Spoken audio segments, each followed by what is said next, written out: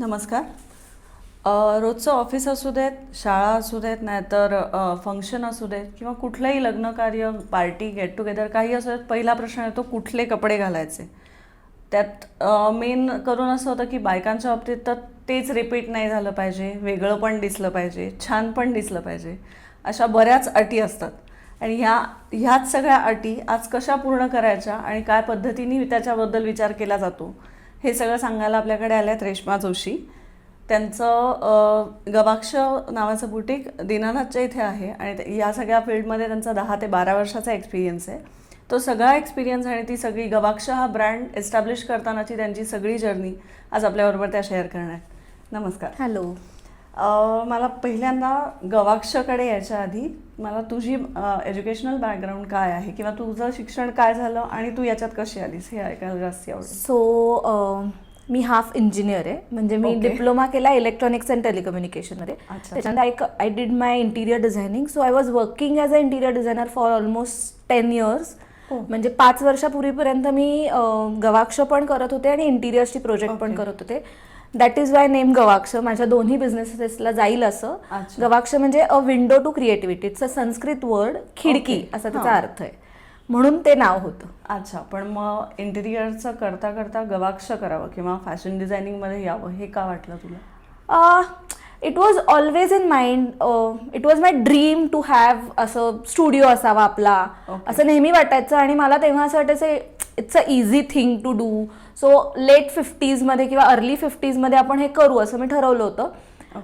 पण somehow it has started very early आणि then it took to a different level. आणि मग then one point असा आला की मला ठरवायला लागलं की या दोन्हीतलं काहीतरी एकच मला करता येणार आहे, otherwise it was very difficult दोन्ही मॅनेज करणं. इंटिरियर डिझायनिंगचा फॅशन डिझायनिंगमध्ये तुला उपयोग कसा झाला किंवा काय पद्धतीने तू ते इनकॉर्पोरेट केलंस? नक्कीच झाला, कारण की डिझायनिंगच फील्ड आहे आणि आपण डिझायनिंगमध्ये जे knowledge of designing, balance of designing, colour combination, overall एखाद्या गोष्टीकडे, एखाद्या वस्तूकडे, एखाद्या प्रॉडक्टकडे डिझाईन म्हणून बघताना काय काय ॲस्पेक्ट्स आम्ही फर्निचरला लावत होतो. नॉट एक्झॅक्टली तसे, पण डिझाईन करताना वापरायच्या सर्व गोष्टी किंवा सर्व तत्व जी आपल्याला शिकवली असतात डिझायनिंग शिकणाऱ्या कुठल्याही विद्यार्थ्याला, ती मी इथे वापरायचा प्रयत्न करते. डिझायनिंग करताना जेव्हा क्रिएटिव्ह गोष्ट लागतेच, म्हणजे क्रिएटिव्हिटी असल्याशिवाय या सगळ्या गोष्टी सुचू नाही शकत. पण मग क्रिएटिव्हिटी तुझी आधीपासून होती लहानपणापासून का हे शिकता शिकता हळूहळू? हो, मी म्हणेन की लहानपणापासून होती, कारण माझे वडील आर्किटेक्ट आहेत. अच्छा. सो आमच्या घरात आर्ट आणि ओव्हरऑल सौंदर्य दृष्टी ही लहानपणापासून आईबाबांनी डेव्हलप केली आहे माझ्यात. म्हणजे आमच्या घरी अगदी बेसिक उदाहरण देते की साधी काकडी चिरायची, इतकी बेसिक गोष्टीला सुद्धा there has to be some काय म्हणूयात कल्पकता असली पाहिजे. सो त्याच्यात पण तुम्ही कसं सौंदर्याने ती कापाल, कशी अरेंज कराल, हे सगळं बघितलं जायचं. So it was in my genes आणि ते डेव्हलप करत गेले अननोईंगली कुठेतरी. सो येस, डिझायनिंगमध्येच काहीतरी करणार हे साधारण मला इंजिनिअरिंगचा डिप्लोमा केल्यावर लक्षात आलं की हेच आपलं क्षेत्र असू शकतं. ओके. आणि गवाक्ष म्हणजे गवाक्ष नंतर आलं, पण फॅशन डिझायनिंग सुरू करायची जेव्हा सुरुवात केलीस तू, त्यावेळेस पहिला ड्रेस डिझाईन केलेला किंवा कोणाचा डिझाईन केलास किंवा त्यावेळेसचा तुझा एक्सपिरियन्स काय होता? सो ॲक्च्युली गवाक्ष सुरू झालं when I was on break, maternity ब्रेकवरती होते. सो मी माझ्या साईट सगळ्या संपवल्या होत्या, कारण म्हणजे 9व्या महिन्यापर्यंत मी काम करत होते आणि मग त्याच्यानंतर काम घेतलं नव्हतं. सो असं झालं की एक घरी एक अनफॉर्च्युनेट सिच्युएशन झाली, त्याच्यामुळे मला घराच्या बाहेर पडणं आवश्यक होतं फॉर सम रिझन. आणि मग काय करायचं, काहीतरी 2-3 तास घराच्या बाहेर पडून काम करायला पाहिजे, म्हणून हँड पेंटेड ड्रेस मटेरियल्स विकायला सुरुवात केली with one of my friend who is commercial artist. So आम्हाला लक्षात आलं की ओके, ती सुंदर आर्टिस्ट आहे, तिची चित्र आवडतात, पण त्याहीपेक्षा लोकांना ती कलर कॉम्बिनेशन्स आवडायला लागली, ती मिक्सचर ऑफ फॅब्रिक्स, आणि ते जास्ती आवडायला लागलं. सो आमची अशी घरी चर्चा झाली, why not right now, might as well आपल्याला सुरू करायचंच आहे, तर आत्ता करून बघूयात. ओके. सो हा इकडे जेव्हा शिफ्ट व्हायचं ठरवलंच आणि गवाक्ष सुरू करायचं फायनल झालं की आता ह्याच्यातच पुढे सो ते प्रायोरिटाईज कसं केलंस? घरची कामं म्हणजे आता तू म्हणतेस तर त्याप्रमाणे घरातली सगळी कामं असतात, मुलांचं असतं, त्याच्या बरोबरीने तुझ्या आधीच्या साईट्स किंवा इंटिरियर डिझायनिंगचं पण चालू होतं. सो प्रायोरिटी कशी डिसाईड केलीस आणि काय पद्धतीने पुढे गेलीस? I call myself accidental entrepreneur frankly. कारण असं काही खूप मोठं विजन होतं, प्लॅन्ड होतं असं काही नाही. मी म्हणलं तसं ते अचानक सुरू झालेलं व्हेंचर होतं आणि समहाऊ त्या बाळाने जास्ती छान बाळसं धरलं आणि मग आम्ही हळूहळू सुरू करत गेलो. सो प्लॅन्ड असं नव्हतं, पण त्या जर्नीमध्ये, त्या प्रोसेसमध्येच मी गोष्टी शिकत गेले. गवाक्ष डेव्हलप होत असताना किंवा पुढे जात असताना सुरुवातीच्या वेगळा ऑलटुगेदर नवीन सुरुवात झाली होती. सो चॅलेंजेस काय काय आली तुला या सगळ्यामध्ये? डेफिनेटली चॅलेंजेस आली, कारण it was all new for me. म्हणजे आमच्या घरात बिझनेस होता, पण हा बिझनेस करणारं कोणी नव्हतं. सो सगळे वेंडर शोधणं, टेलर शोधणं, त्याच्यासाठी टीम उभी करणं, तिथपासनं सगळी तयारी होती. सो काही विनोदी अनुभव पण आले की तोपर्यंत काय वाटायचं की टेलरकडे जायचं, कपडे शिवायला द्यायचे आणि तो म्हणेल तेवढे पैसे देऊन यायचं. मी सुरुवातीला तेवढेच पैसे द्यायचे, मला माहितीच नव्हतं की त्याच्यातनं आपलं मार्जिन पण काढायचं असतं. ते मला 1-2-4 महिन्यांनी कळलं की हा माणूस आपल्याला फसवतोय. सो असे विनोदी किस्से पण घडले, पण खूप चांगली लोक पण मला भेटली. म्हणजे असं वेंडर्सच्या बाबतीत लकीली मला आजपर्यंत कोणी फसवलं नाही. So I always got quality products, जे ते सांगतात तेच पाठवतात. ओके. पण या सगळ्यामध्ये तू जेव्हा सांगतेस की टेलरशी डील करणं थोडंसं सुरुवातीला अवघड गेलं किंवा कसं करायचं कळत नव्हतं, तर बरेचदा असं होतं, जसं हॉटेलमध्ये सुद्धा होतं किंवा या तुझ्या फील्डमध्ये जास्ती होतं की एक साधारण लक्षात आलं की हे आपल्यावर डिपेंडेंट आहेत किंवा आपल्यावर अवलंबून आहेत, किंवा आयदर चार्जेस वाढतात किंवा सोडून जायचे चान्सेस असतात किंवा वेगळीकडे काहीतरी अपॉर्च्युनिटी मिळते तर तिकडे शिफ्ट होतात. सो त्या सगळ्याशी डील कसं करतेस किंवा असे काही अनुभव आले का तुला? नक्कीच हा प्रॉब्लेम आमच्या क्षेत्रात खूप जास्ती आहे. पण आय कॅन प्राऊडली से माझ्याकडे जे टेलर्स 10 वर्षापूर्वी आहेत तीच टीम आत्तापर्यंत आहे. कारण मला असं वाटतं कुठल्याही क्षेत्रात किंवा कुठल्याही ते एक रिलेशनशिप आपण बिल्ड करण्यावर असतं. So it is give and take. तुम्ही त्यांना कंटिन्युअस काम द्या, वेळेवर पैसे द्या आणि treat them as a team, not as a तुम्ही माझ्या हाताखाली काम करताय. सो हा फंडा माझा नवरा CA, तो माझ्याबरोबर काम करत होता 5 वर्ष. सो त्याचं पहिलं म्हणणं होतं की टीम आपली छान असली पाहिजे, बिकॉज विदाऊट टीम आपण पुढेच नाही जाऊ शकत. सो लकीली आम्हाला हा प्रॉब्लेम नाही आलाय, पण ही भीती मात्र थोडीशी कुठेतरी मनात असते. ज्यावेळेस टेलर असतो तेव्हा त्याच्या हातात स्किल जास्ती असतं आपल्यापेक्षा. सो तो त्याचा पण स्वतःचा बिझनेस साधारण अंदाज येतो की काय पद्धतीने चालतंय काम, तर स्वतःचं पण सुरू करू शकतात. हा आहे प्रॉब्लेम. हा थोडासा ट्रेनी मुली असं म्हणतो आम्ही की अर्ध्या हळकुंडाने पिवळ्या होतात आणि चालू करतात, but that's the part of the game. पण मग त्याचा कधी प्रॉब्लेम नाही आला. ॲज फार एज मला असं वाटतंय की तुम्ही जेन्युअनली काम करताय आणि तुम्ही 100% देताय, तर that is a part and parcel of the game. तू आत्ता जसं म्हणालीस की तुझी टीम खूप चांगली आहे किंवा 10 वर्ष झाली तुझी टीम तीच आहे, पण असिस्टंट असतात, एकटीनी करणं हे सगळं शक्य नाही. त्यासाठी मदत लागते, मार्केटिंगसाठी वेगळं लागतं किंवा तिथेही असिस्टंट ॲज अ डिझायनर म्हणून पण असिस्टंट लागतात. सो तुझी क्रिएटिव्हिटी किंवा तुझी एक प्रोसेस वेगळी आहे, थॉट प्रोसेस वेगळी आहे, तर तू अपॉइंट करताना किंवा तू घेताना, तुझ्याबरोबर काम करायला घेताना तू काय नक्की स्किल्स बघतेस किंवा काय कुठल्या गोष्टीवर फोकस केला? ॲक्च्युली आम्ही फॅशन डिझायनिंग कॉलेजमधनंच लोक घेतो. बऱ्याचदा ते ट्रेनी म्हणून येतात, then they continue as a employee. पण सांगू का, ते खूप रॉ असतात आणि आपण तिथे जे शिकतो ते खूप पुस्तकी असतं आणि practical knowledge is all together different. So आम्ही अशी ट्रेनिंग प्रोसेस अशी काही ठेवत नाही, पण डेफिनेटली मी केस टू केस त्यांना एक्सप्लेन करते. म्हणजे आता आमच्याकडे सपोज कुणी क्लायंट, म्हणजे कस्टमायझेशनच्या बाबतीत क्लायंट आलं तर मी एक स्टँडर्ड क्वेश्चनर त्या मुलींना दिलेली आहे, मनातल्या मनात विचारायची, म्हणायची, बोलायची की what is her profession, what is her age, what is her complexion, what is her overall liking, for what purpose she is here. म्हणजे तो फेस्टिव्ह वेअर बनवायचा आहे, ऑफिस वेअर बनवायचा आहे का काय आहे, का त्यांना एक ट्रिपला जायला असा कॅज्युअल हवा आहे, हे सगळे प्रश्न विचारून बोलून देन स्टार्ट डिझायनिंग. कारण काय आपण इंटरनेटच्या जगात आहोत. सो तुमच्या फोनमध्ये एवढ्या गोष्टी आहेत आणि ते आपल्याला लोकांना क्लायंटला एज्युकेट करावं लागतं की ओके दिस इज नाईस, पण हे तुमच्यासाठी हे क्रायटेरियाज आहेत आणि म्हणून आपण हे करतोय. ओके. सो हे अननोईंगली त्यांना नॉलेज आम्ही देतो. आणि समहाऊ म्हणजे ब्रँड लँग्वेज जशी तुमच्या डिझायनिंगमध्ये दिसते ना, तसं मी मुलींना सतत सांगते की आपली बोलायची सुद्धा ना एक स्टाईल असली पाहिजे. मी जसं बोलतेय, मी जे शब्द वापरतेय, हळूहळू त्या आणि वापरायला लागतात अगं. हळूहळू ट्रेनिंग. पण असं कधी झालंय का की तुझ्याकडे कुठलं तरी डिझाईन घेऊन कोणीतरी आलंय, कस्टमाइज करायचंय आणि मला हेच हवंय, म्हणजे तू तुझ्या पद्धतीने बऱ्यापैकी सांगायचा प्रयत्न केलास की हे नाही चांगलं दिसणार आहे किंवा हे नाही सूट होणार आहे, पण तरीही आग्रह असतो बरेचदा की नाही हेच मला घालायचं आहे, तर त्यावेळेस काही वेळा असं होतं की मनात नसताना ते काम करायला लागतं, मग ते कसं हँडल करतेस तू? लकीली ना Wien I was working as interior designer, म्हणजे मी जरा मागे जाते, so I work with great architects, म्हणजे खूप मोठ्या मोठ्या आर्किटेक्ट्स बरोबर मी काम केलं. आणि तेव्हा आय वॉज अमेज्ड त्यांना बघून की ते स्पष्ट नाही सांगायचं हे मी नाही करणार आहे. ओके. सो मला असं वाटायचं की काय तुम्ही काय बोलताय सर, पण समहाऊ तो कॉन्फिडन्स माझ्यात पण आला आणि मी तेवढ्या कर्टली नाही, पण मी समजवू शकतेय.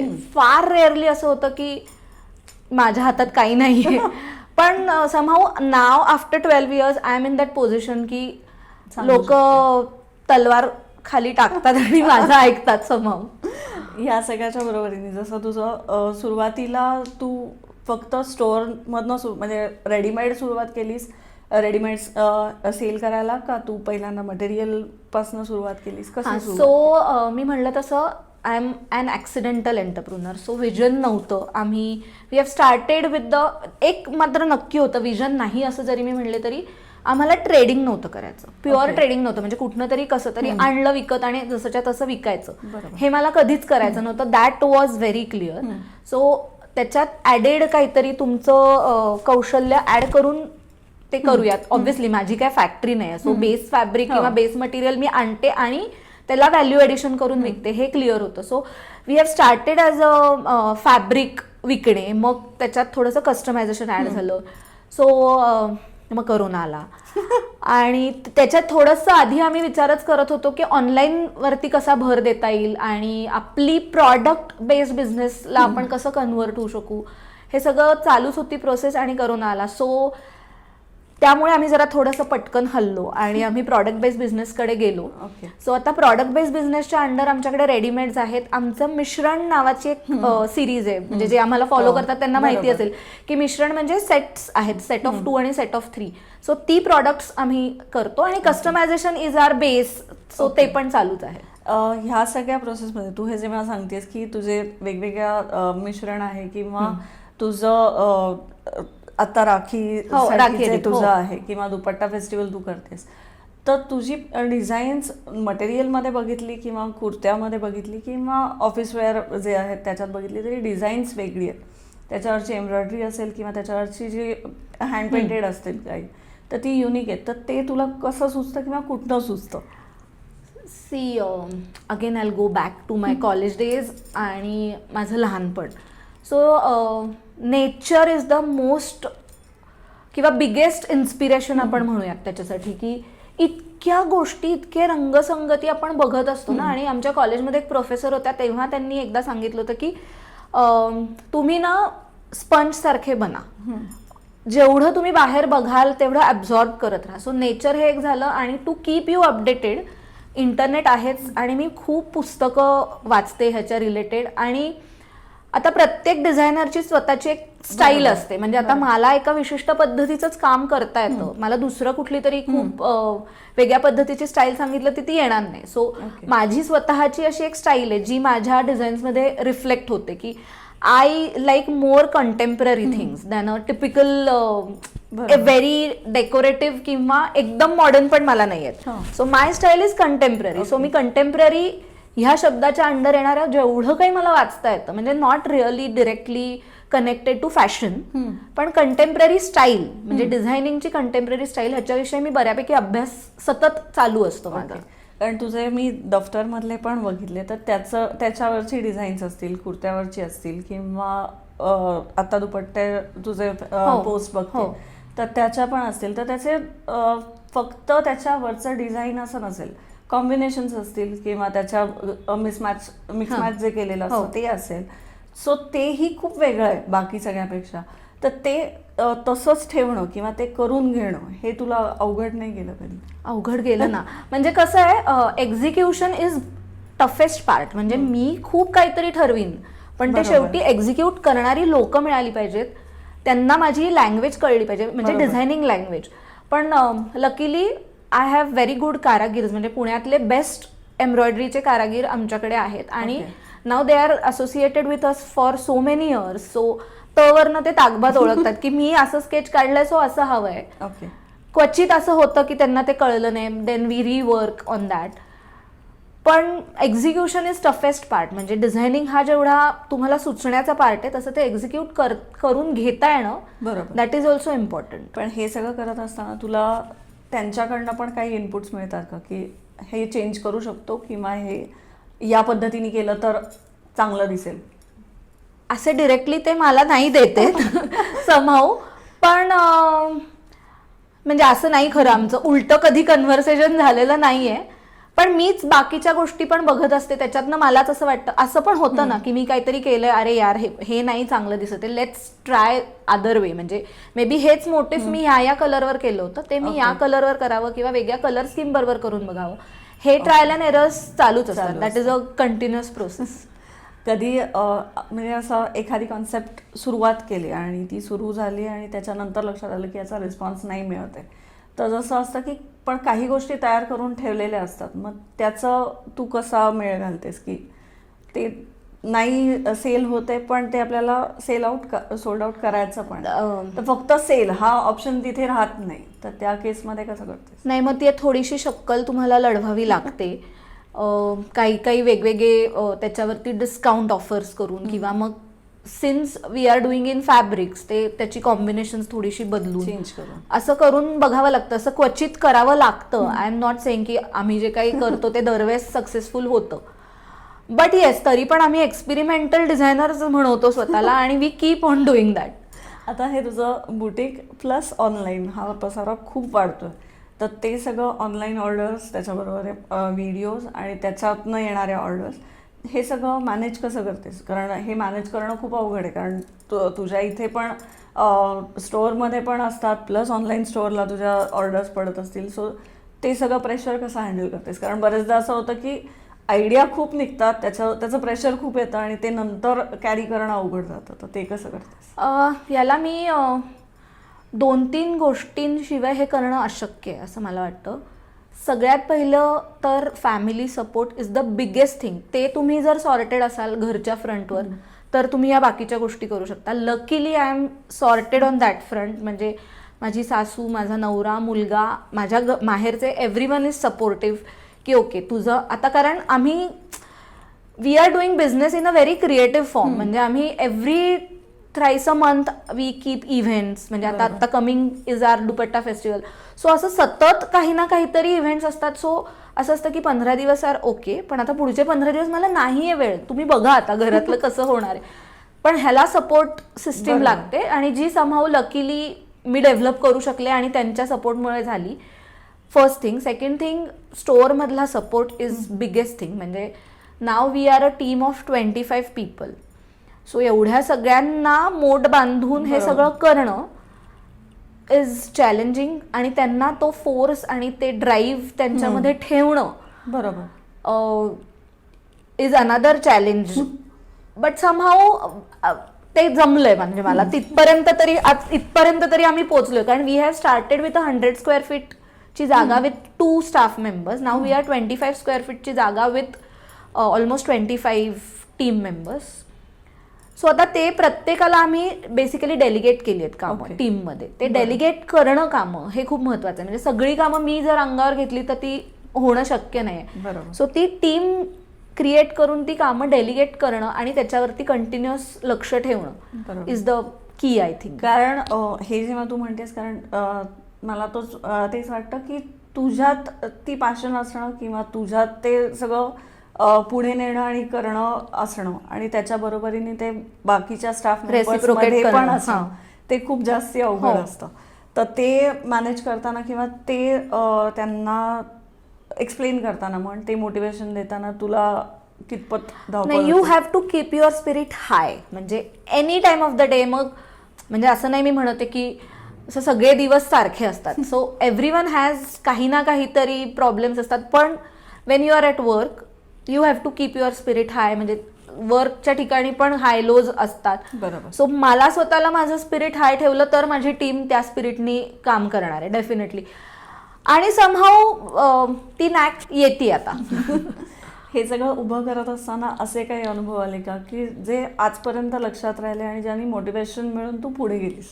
हो, नक्कीच आले. खूप म्हणजे आय विल से दॅट की I am a blessed to have such kind of team and such kind of clientele की 12 वर्ष अशा पद्धतीचा व्यवसाय ह्या स्केलवरती चालवणं, बरोबर, ह्याला खूप म्हणजे तुम्ही ब्लेस्ड असला पाहिजेत असं मला वाटतं. आणि ह्याचं उदाहरण मी देईन की करोनाचा काळ इज द परफेक्ट एक्झाम्पल की तुम्ही we were sitting in our bedroom, सगळं बंद होतं आणि आम्ही एक व्हिडिओ केला विच गॉट व्हायरल आणि आम्ही अचानक आमची वेबसाईट केली पुढच्या 15 दिवसात.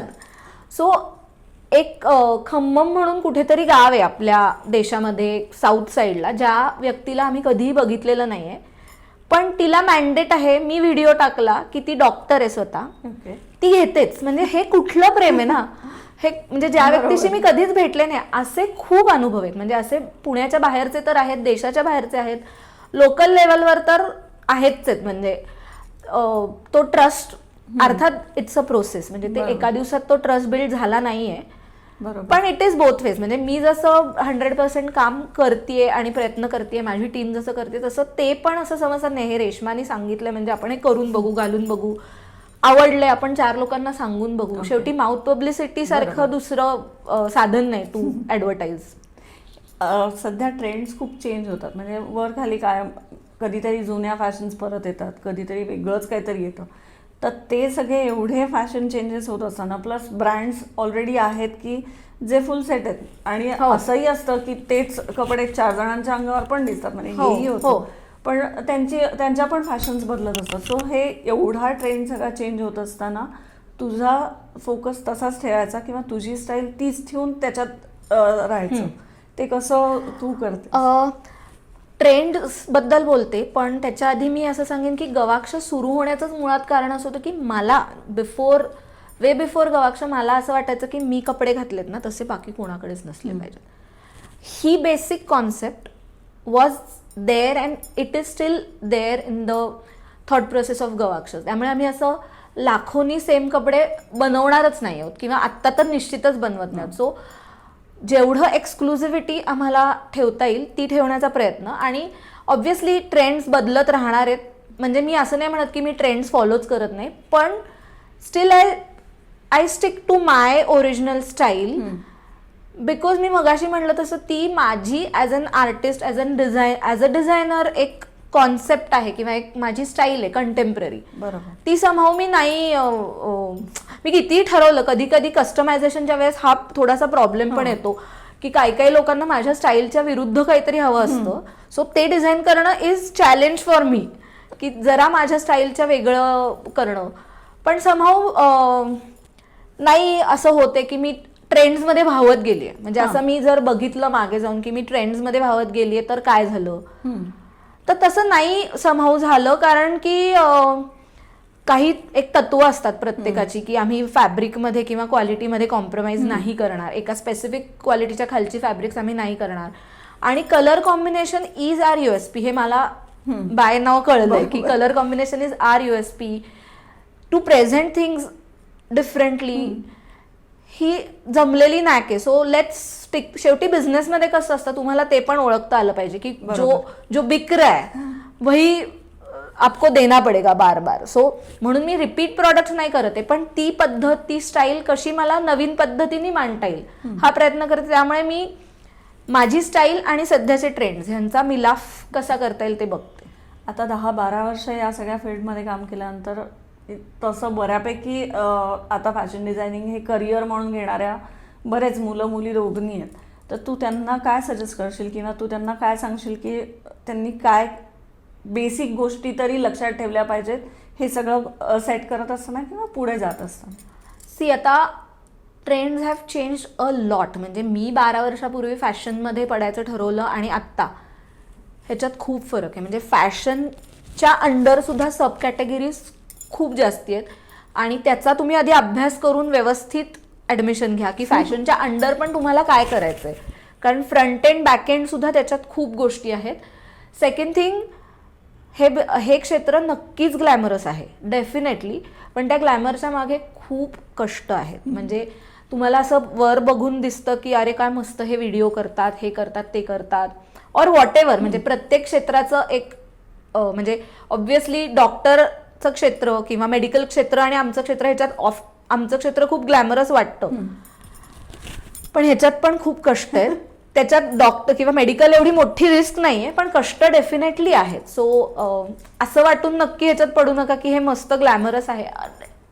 म्हणजे it has both the parts. तो ग्लॅमरस पार्ट पण आहे, पण डेफिनेटली कष्ट पण आहेत. आणि ह्याच्यामध्ये तुम्हाला म्हणजे मी जे करते ज्या पद्धतीचा व्यवसाय, त्याच्यात तुम्हाला एक व्यावसायिक पण होता व्हायला पाहिजे. म्हणजे not only designer part, business part पण तुम्हाला समजला पाहिजे. बरोबर. आणि आता शेवटचा आणि प्रत्येक मुलीला किंवा बाईला पडलेला प्रश्न की माझ्या अंगावर काय चांगलं दिसेल आणि काय घातलं तर मी जास्ती चांगली दिसेन, हा प्रत्येकीला पडलेला प्रश्न असतो. की ऑफिसला गेले तरी मी वेगळी कशी दिसेन, किंवा लग्नात गेले तरी तेच घालायला नाही आवडत. तर हे सगळा विचार करताना डिझायनरकडे जाणं आणि त्यांच्याकडनं करून घेणं हा एक पार्ट झाला. पण स्वतः विचार करताना त्यांनी काय लक्षात ठेवलं पाहिजे? त्यांनी तर पहिलं लक्षात ठेवलं पाहिजे की यू कॅन कॅरी एनिथिंग. तो कॉन्फिडन्स पहिल्यांदी आणा. सेकंड थिंग, शेवटी प्रत्येक माणसाने आपली एक असते, म्हणजे आपली एक स्टाईल असते की ती ओळखता आली पाहिजे तुम्हाला. आणि just don't follow trends blindly, असं मला वाटतं. म्हणजे मी मगाशी म्हणलं तसं तुम्ही तुमचा पण विचार करायला पाहिजे की तुमचं profession, if you are working somewhere in MNC आणि तुम्ही कॉर्पोरेट मिटिंगला असं काहीतरी सिक्वेन्स्डवालं घालून गेलात just because you like that, so that is not the proper outfit to wear for a meeting, right? बरोबर. सो तो पण विचार केला गेला पाहिजे. आणि डोंट फॉलो ट्रेंड्स ब्लाइंडली. तुम्हाला कॉन्फिडन्स ज्याच्यात वाटेल ना ते घालून मग कॉन्फिडेंटली फिरा. या आणि हाच तुझा, मला असं वाटतं की USP आहे तुझ्याकडच्या सगळ्या ड्रेसेसचा आणि याचा, की जसं फॅब्रिक आणि कलर कॉम्बिनेशन वेगळे आहेत तसं मेन कम्फर्टेबल पण आहे. ते सगळ्यात जास्त. आज तू इथे आलीस आणि तू खूप तुझा मोठा एक्सपिरियन्स शेअर केलास, वेगवेगळे इनपुट्स मिळाले आणि तुझ्याकडनं काय करायला पाहिजे आणि काय नाही हेही कळलं. तू आमच्या इथे आलीस आणि आम्हाला एवढं सगळ्या गोष्टी तुझ्या सगळ्या प्रोसेसमधल्या शेअर केल्यास त्याबद्दल थँक्यू. आणि तुम्हाला आता माहितीच आहे शेवटचं की लाईक करा, सबस्क्राईब करा आणि कमेंट बॉक्समध्येच टाका, व्हॉट्सॲपला करू नका. Thank you very much.